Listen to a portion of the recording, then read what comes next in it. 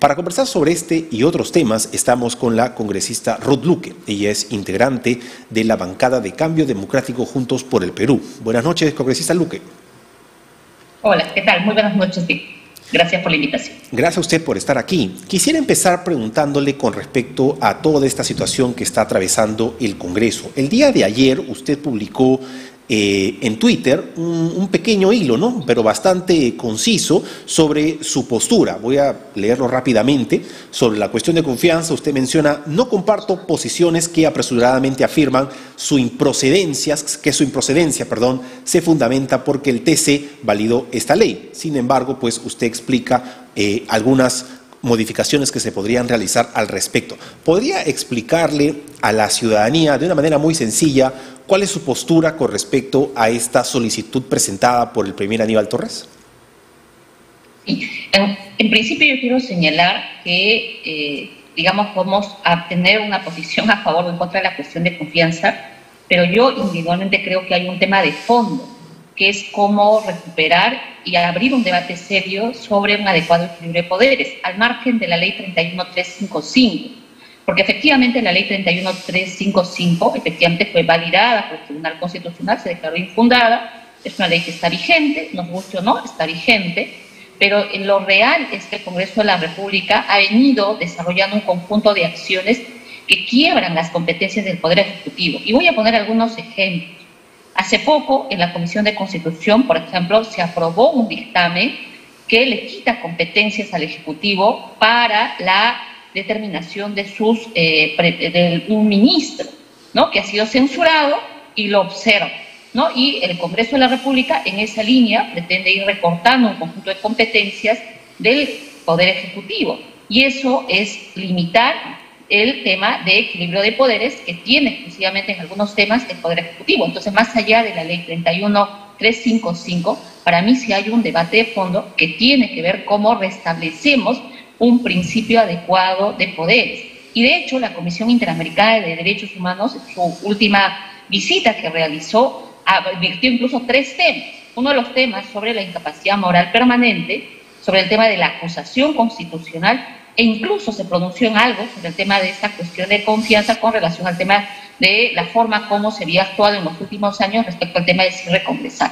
Entonces, desde mi punto de vista, lo que se ha ido actuando en los hechos es un Congreso que se ha impuesto sobre una lógica, diría yo, de casi una lógica de dictadura parlamentaria. Ese es el tema de fondo. Así que la cuestión de confianza, desde mi punto de vista, debió ser presentada en el Pleno del Congreso por el Premier, debatirse y aplicarse lo que dice el reglamento del Congreso. Después de su presentación, bueno, ha podido debatirse, derivarse a la Comisión de Constitución, si eso era la posición de algunos colegas, pero no rechazarla de plano sin ni siquiera haberse presentado. Entonces yo sí creo que aquí la mesa directiva, al generar este rechazo liminar que se genera, impide ni siquiera escuchar la posición que la propia presidencia del Consejo de Ministros ha planteado en su cuestión de confianza. Ahora, más allá de cuál podría ser el objetivo o la estrategia de parte del gobierno con esta presentación de cuestión de confianza, sí es interesante el debate, ¿no? Porque efectivamente acá hay un tema que tiene que ser discutido, porque es algo que justamente mencionábamos hace un momento con la exministra Ana Neira, ¿no? Pareciera que en la teoría lo que el Congreso le ha dicho a la ciudadanía es que, bueno, se ha tenido que modificar la cuestión de confianza por un tema de las prerrogativas de los poderes, etcétera, etcétera, pero pareciera que en la práctica lo que se ha hecho es que sea prácticamente imposible que una cuestión de confianza sea admitida y también que sea imposible que se determine si ésta ha sido aprobada o rechazada. Porque más allá de este listado de requisitos que se tienen que seguir antes de presentar una cuestión de confianza, también está el punto muy importante que no se está mencionando tanto, que es el propio Congreso, de acuerdo a esta ley aprobada por insistencia,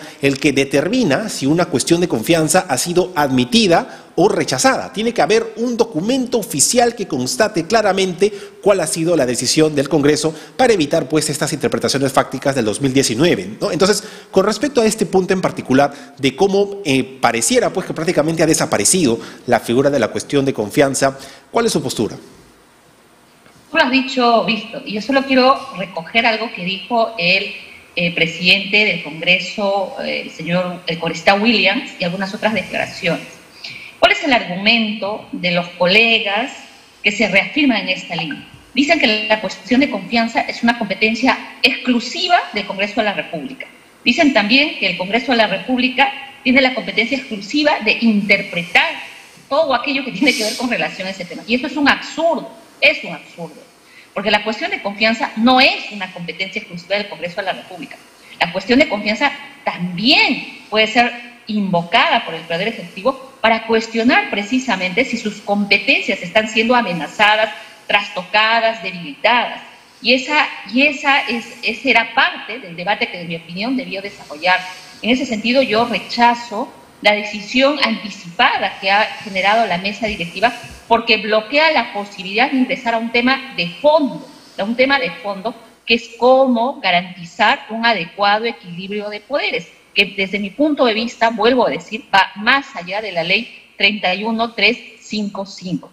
Nuestro modelo, además, como sistema democrático es, y lo han dicho varios constitucionalistas, es presidencialista, con algunos rasgos parlamentarios, pero en los hechos hemos visto cómo el Parlamento se ha ido imponiendo sobre decisiones del Poder Ejecutivo e incluso reinterpretando, interpretando antojadizamente el propio reglamento del Congreso bajo la orientación e interés de un grupo de fuerzas políticas. Eso, para mí, es absolutamente riesgoso en una democracia. Yo creo que lo que ha sucedido ahora debilita aún más la imagen del Congreso de la República, impide además, creo que, generar un diálogo democrático sobre un pedido absolutamente legítimo que tiene el Ejecutivo y que en el marco de ese debate debió someterse a votación. Si algún colega quería que esto vaya a la Comisión de Constitución, perfecto, que se someta a la votación, pero no podemos rechazar de plano un pedido que debió someterse al Pleno con máxima instancia. Yo creo que aquí hace mal la mesa directiva en nuevamente actuar de manera arbitraria. Mira, ya pasó con la ampliación de la demanda competencial, ¿y cuáles han sido las consecuencias? El Tribunal Constitucional le dijo, tú no puedes actuar por encima del Pleno del Congreso. Ahora nuevamente lo hace. Yo creo que aquí la mesa directiva está actuando, sinceramente, con algunos riesgos autoritarios.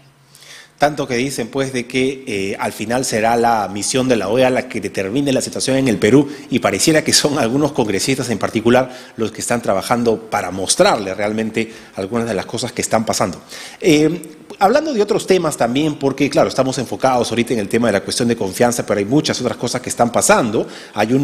Se ha convocado a una manifestación el día de ayer, justamente antes de preguntarle sobre lo que está pasando en su región, en Cusco. Hace algunas horas se han difundido unas imágenes de cómo se están tomando algunas medidas en el Congreso para una especie de protegerlo, ¿no? Blindarlo, porque pareciera, pues, de que están tomando estas precauciones por las manifestaciones que se van a llevar a cabo el día de mañana. ¿Usted sabe algo de este tema? Sí, mira, a mí me ha tomado de sorpresa la suspensión unilateral sobre el tema de la citación de la Junta de Portavoces. Yo no fui comunicada, yo fui a la sala donde se convocó, me enteré ahí que de pronto había sido suspendida. Y también se me informó que la sesión del Pleno también fue suspendida bajo el argumento de un posible riesgo, y entiendo que se han suspendido actividades presenciales, y bueno, ha quedado sujeto a decisión de cada congresista mañana si viene presencialmente o no, y se ha invocado que hay una votación. Yo creo que esta es una decisión nuevamente arbitraria. Creo que hay además una visión sesgada sobre estas movilizaciones. Hace poco, un grupo de ciudadanos, donde además han participado congresistas que se hacen llamar un bloque, mal llamado bloque democrático, autodenominados, han querido, ¿no?, movilizarse, han expresado su posición y nadie los ha llamado violentistas, nadie ha invocado que detrás de esto van a arriesgar la integridad, etcétera. O sea, sí hemos cuestionado, siempre hemos llamado la atención sobre un uso proporcional de la fuerza, eso siempre ha sido. Entonces, la siguiente movilización, que hoy tiene una agenda abiertamente distinta, con un conjunto de temas, que evidentemente dista de las agendas que un grupo de congresistas está planteando, eso sí puede llamarse violentista. A mí eso me parece un doble rasero. Es decir, o sea, si estamos a favor de la libertad, si estamos a favor de la protesta, perfecto, respetemos el derecho a la movilización de los distintos sectores y garanticemos que ese derecho a la protesta se desarrolle respetando, por supuesto, los marcos democráticos, respetando la integridad, pero no adelantemos o califiquemos de violentista algo que ni siquiera sabemos cómo se va a desarrollar. Para mí, la decisión que hoy ha tomado nuevamente de manera unilateral la mesa directiva, para mí es una expresión de miedo. Miedo a escuchar la posición de la población. He escuchado a unos colegas que han dicho que es una marcha, es insignificante. Entonces, si es insignificante, digamos, no entiendo razón para no escuchar, digamos, la posición de la población que se va a movilizar de manera libre. No deberíamos tenerle miedo cuando la población se movilice. Yo no tengo temor que la población se haya movilizado hace poco, invocando, cuestionando, incluso pidiendo la vacancia de este gobierno. Creo que es legítimo que un sector de la población también cuestione y llame la atención sobre temas de fondo, que en este caso están evidentemente un sector duramente cuestionando al Congreso de la República. Entonces, cuando es hacia el Congreso de la República, ahí sí, hay que tachar de violentistas, hay que estigmatizar las movilizaciones. Cuando es al otro lado, ahí no. Eso sí es una protesta legítima. Yo no comparto esa posición de doble rasero. O sea, si nosotros defendemos las libertades, hay que defenderlas de manera clara y de manera transparente.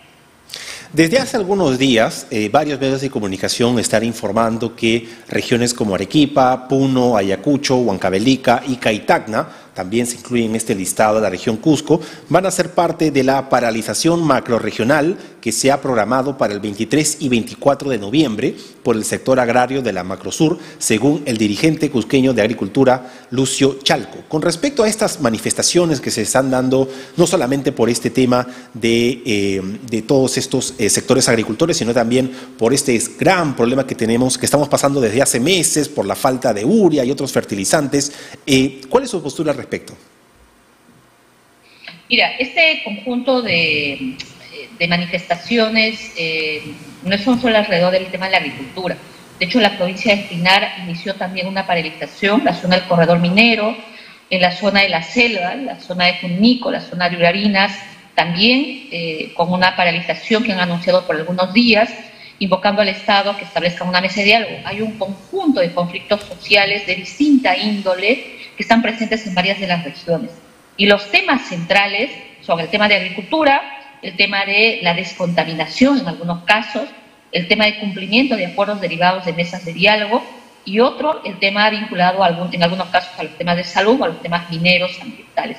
Entonces son temas que por estas confrontaciones que existen, creo que no se está logrando dar la atención que se debe. Yo sí quiero aprovechar esta entrevista para ratificarme en mi observación y crítica hacia la actual gestión que está liderando el gobierno en la forma del manejo y la atención de los conflictos.